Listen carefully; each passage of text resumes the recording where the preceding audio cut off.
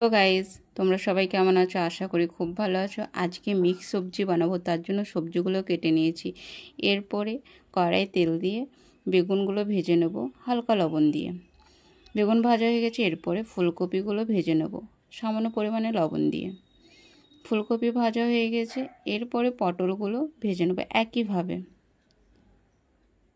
পটলগুলো ভাজা হয়ে গেছে, তুলে নেব। এরপরে বিনসগুলো ভেজে নেব। বিনসগুলো ভাজা হয়ে গেছে, একইভাবে আলু, গাজর, ডাঁটা কড়াই দিয়ে ভালো করে ভেজে নেব।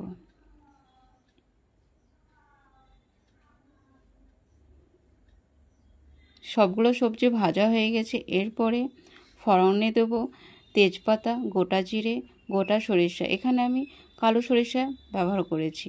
সামান্য পরিমাণে হিং দেব। মশলাটা নাড়াচাড়া করার পরে টমেটো দিয়ে ভালো করে কষিয়ে নেব। টমেটো কষানো হয়ে গেছে, আদা রসুন পেস্ট, লঙ্কা গুঁড়ো, হলুদ গুঁড়ো, জিরে গুঁড়ো দিয়ে মশলাটা ভালো করে কষিয়ে নেব। মশলাতে তেল ছেড়ে দিয়েছে, এরপরে ভাজা সবজিগুলো দিয়ে দেব। ভালো করে নাড়াচাড়া করে নেব।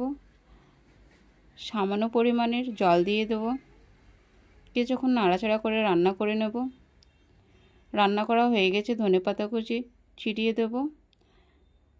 রান্নাটা হয়ে গেছে। এই রান্নাটা ভালো লাগলে অবশ্যই সাবস্ক্রাইব করবে।